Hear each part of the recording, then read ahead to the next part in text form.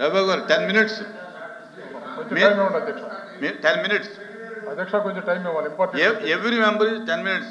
ఒకవేళ మీరు ఎక్స్ట్రా తీసుకుంటే మీ మెంబర్ తగ్గుతుంది. ధన్యవాదాలు అధ్యక్ష. 10 నిమిషాల్లో మీరు కంక్లూడ్ చేయండి. అధ్యక్ష,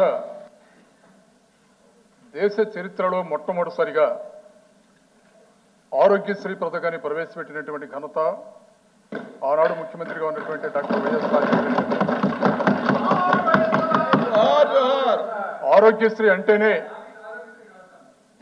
ఆరోగ్యశ్రీ అంటేనే పేద ప్రజల ఆరోగ్యం. అధ్యక్ష,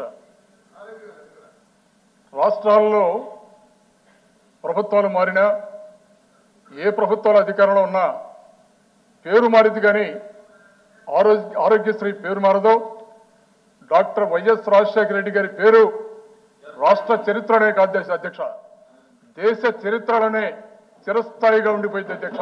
ఇది మనం అందరం గుర్తుపెట్టుకోవాలి అధ్యక్ష.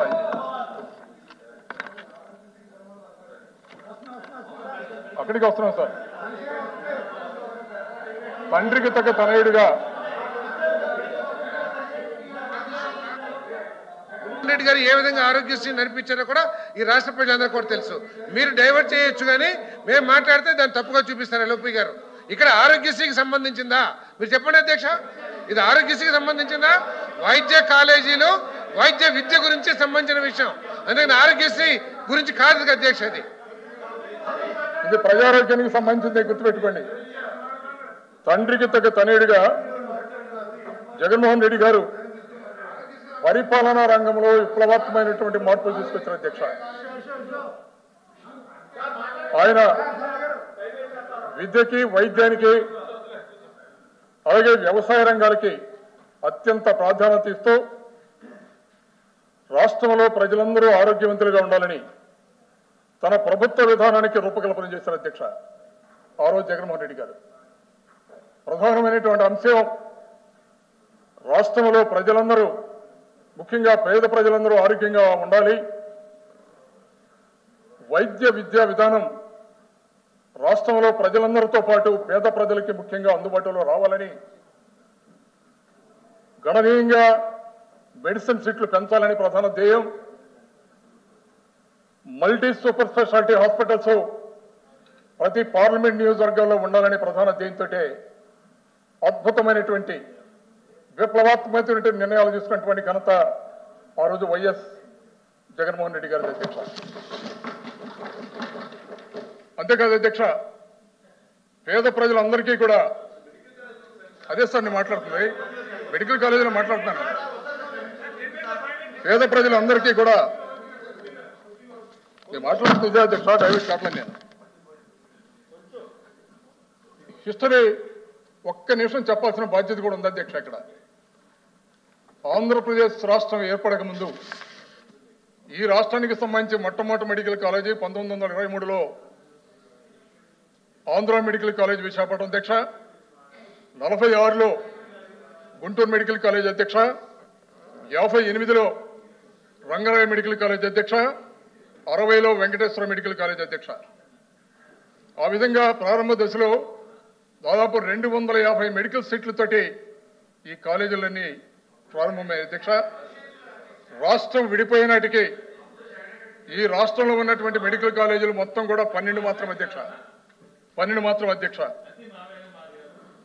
ఈ 12 మెడికల్ కాలేజీలో ఉన్న అరకొర సీట్లు విద్యను అభ్యసించే, వైద్య విద్యను అభ్యసించాలనుకున్నటువంటి విద్యార్థులకి సరిపోక, దేశంలోని వివిధ ప్రాంతాలలోనే కాక ప్రపంచవ్యాప్తంగా మన విద్యార్థులు సంవత్సరానికి 600-700 మంది బయట ప్రాంతాలకు వెళ్ళి వైద్య విద్యను అభ్యసించే పరిస్థితి మనకు ఉండేది అధ్యక్ష.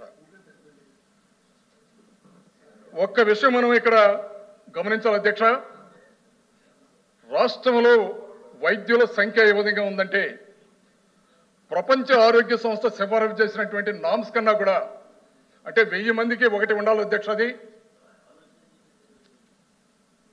2014కి ముందు 1000 మందికి 0.18గా ఉండేది అధ్యక్ష. ఇది మనం గుర్తించాలి అధ్యక్ష. చంద్రబాబు నాయుడు గారు 4 పర్యాయాలు ముఖ్యమంత్రి అయినా ఒక్క మెడికల్ కాలేజీని తీసుకొచ్చారు అధ్యక్ష. ఆలోచించాలి అధ్యక్ష. ఇది అంతేకాదు అధ్యక్ష, చాలా ఇంపార్టెంట్ విషయం ఇది. 2014కి ముందు రాష్ట్రంలో వైద్యుల సంఖ్య, ప్రభుత్వంలో వైద్యుల సంఖ్య 44,014 మంది ఉండేవాళ్ళు అధ్యక్ష. అదే జగన్మోహన్ రెడ్డి గారు 2019 నుంచి 24 కాలంలో ఆ సంఖ్యని రెట్టింపు చేస్తూ 88,028 మంది ఉండేలాగా రెట్టింపు చేస్తూ జగన్మోహన్ రెడ్డి గారు ప్రజారోగ్యం పట్ల తీసుకున్నటువంటి శ్రద్ధని సభ ముందు ఉంచుతున్నాను. ఇది గమనించవలసిందిగా కోరుతున్నాను అధ్యక్ష. అది నేను అంతేకాదు అధ్యక్ష, జగన్మోహన్ రెడ్డి గారు ముఖ్యమంత్రిగా ఆలోచించారు. రాష్ట్రంలో ఉన్నటువంటి పేద ప్రజలతో పాటు రాష్ట్రంలో ఉన్నటువంటి 5 కోట్ల మంది ప్రజలందరికీ కూడా నాణ్యమైనటువంటి వైద్య విద్య అందాలి, నాణ్యమైనటువంటి వైద్యం అందాలని ఒక బ్రహ్మాండమైనటువంటి ఆలోచనతోటి 60 సంవత్సరాల ఆంధ్రప్రదేశ్ చరిత్రలో ఏ ముఖ్యమంత్రికి రానటువంటి ఆలోచన, కేంద్ర ప్రభుత్వ సహకారంతో పరిపాలనా వికేంద్రీకరణతో అప్పటిదాకా 13 నియోజకవర్గాలు 25 పార్లమెంట్లుగా ఉన్నటువంటి ఆలోచనని పరిపాలనా వికేంద్రీకరణలో భాగంగా 13 పార్లమెంట్ జిల్లాలని 26 జిల్లాలుగా వికేంద్రీకరణ చేసి ఒక్కసారి 17 మెడికల్ కాలేజీలు కేంద్ర ప్రభుత్వ సాయంతో తీసుకొచ్చినటువంటి ఘనత ఒక్క జగన్మోహన్ రెడ్డి గారికి దక్కుతుంది అధ్యక్ష. దాన్ని చూసి ఓర్వలేక జగన్మోహన్ రెడ్డి గారు తీసుకొచ్చినటువంటి 17 మెడికల్ కాలేజీల్లో ఆల్రెడీ 5 ప్రారంభోత్సవం చేశారు, క్లాసులు జరుగుతున్నాయి, హాస్పిటల్ రన్ అవుతున్నాయి. దానితో పాటు పాడేరు మెడికల్ కాలేజీలో కూడా ఇవాళ క్లాసెస్ బ్రహ్మాండంగా రన్ అవుతున్నాయి అధ్యక్ష. సంపూర్ణంగా పూర్తయినటువంటి పులివెందుల మెడికల్ కాలేజీ, దానికి ఇండియన్ మెడికల్ కౌన్సిల్ 50 సీట్లకు పర్మిషన్ ఇచ్చినా కూడా బహుశా భారతదేశంలో ఏ రాష్ట్ర ముఖ్యమంత్రి చేయనటువంటి దురదృష్టమైనటువంటి సంఘటన మన రాష్ట్ర ముఖ్యమంత్రి చంద్రబాబు నాయుడు గారు చేశారు అధ్యక్ష. ఎవరు చేయరు అధ్యక్ష. ఇది 50 సీట్లు మాకు అక్కర్లేదని, పులివెందుల మెడికల్ కాలేజీకి అక్కర్లేదని రాసినటువంటి దురదృష్టమైనటువంటి సంఘటన ఈ సభ ద్వారా మీ ద్వారా రాష్ట్ర ప్రజానీకానికి తెలియజేస్తాను అధ్యక్ష. దీనిలో కారణాలు ఏమిటని దానిలోకి నేను మళ్ళీ వస్తాను అధ్యక్ష. అలాగే దీనికోసం ప్రభుత్వ రంగంలో ఉన్నటువంటి 17 మెడికల్ కాలేజీలు ఇవాళ ఈ కూటమి ప్రభుత్వం దురుద్దేశంతో 10 మెడికల్ కాలేజీలని పీపీపీ మోడ్లో తీసుకువెళ్లాలనేటువంటి కుటిల ప్రయత్నాన్ని రాష్ట్రంలో ఉన్నటువంటి ప్రజానీకం మొత్తం కూడా, రాష్ట్రంలో ఉన్నటువంటి శ్రామిక వర్గాలు, కార్మిక వర్గాలు, ఎన్జీఓలు, రాజకీయ పక్షాలు అందరూ కూడా ముక్త కంఠంతో వ్యతిరేకిస్తున్నటువంటి విషయాన్ని గుర్తెరగమని కూడా ఈ ప్రభుత్వానికి తెలియజేస్తున్నారు అధ్యక్ష. 2025 సెప్టెంబర్ 4న జరిగినటువంటి మంత్రివర్గ సమావేశంలో ఆ నిర్ణయాలకి ఆమోదం తెలుపుతూ ప్రజల ఆరోగ్యం పట్ల తనకున్న బాధ్యతను చంద్రబాబు గారు పూర్తిగా తప్పుకున్నారు అధ్యక్ష.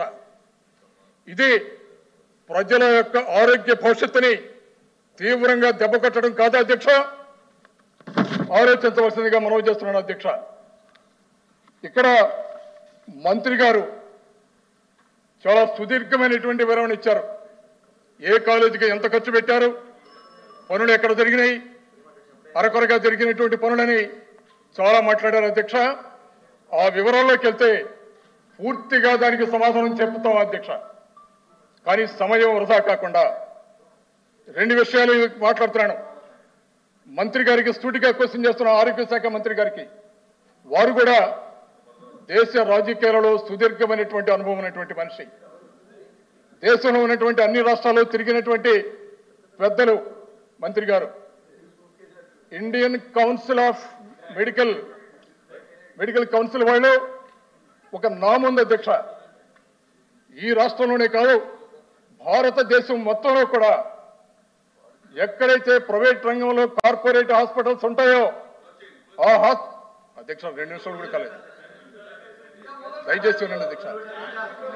ఆ కార్పొరేట్ హాస్పిటల్స్ లో అధ్యక్ష చాలా ఇంపార్టెంట్ అధ్యక్ష, ఇది ఆ కార్పొరేట్ హాస్పిటల్స్ లో 10% బెడ్లను పేద వారికి కేటాయించాలనేటువంటి ఒక నాముంది అధ్యక్ష. సూటిగా అడుగుతున్నాను మంత్రి గారిని, ఈ రాష్ట్రంలో ఉన్నటువంటి కార్పొరేట్ హాస్పిటల్స్ ఉన్నటువంటి హాస్పిటల్స్ అన్ని కూడా మెడికల్ కౌన్సిల్ ఇచ్చినటువంటి నామ్స్ ని 10% బెడ్డల్ని ఏ ఒక్క కార్పొరేట్ హాస్పిటల్స్ అన్ని పూర్తి చేస్తున్నారు అధ్యక్ష. మీరిచ్చే పీపీపీ మోడ్ దీనికి సరిపోతుంది అధ్యక్ష. ఇవాళ మీరు సమాధానం చెప్పగలరు అధ్యక్ష.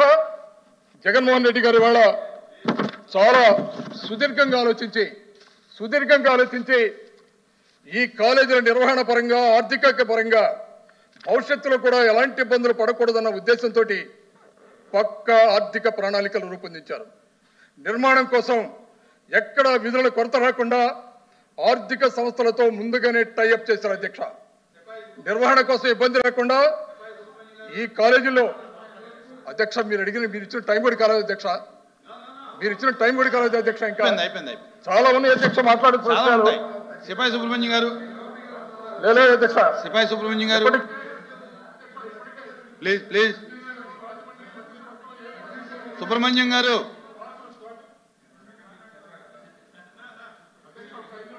నా ఎల్ఓపి గారు మీరు టైం తగ్గించుకుంటే సరే 2 minutes. ఇప్పటికే కాలేజీలో ప్రారంభమయ్యేది అధ్యక్ష. నేను ఇక్కడ సూటిగా అడుగుతున్నాను అధ్యక్ష. 8,000 కోట్లు ఖర్చు పెడితే 1,00,000 కోట్ల విలువైనటువంటి గవర్నమెంట్ కాలేజీల్ని, ప్రజల ఆస్తిని, ప్రభుత్వ ఆస్తిని కాపాడొచ్చు అధ్యక్ష.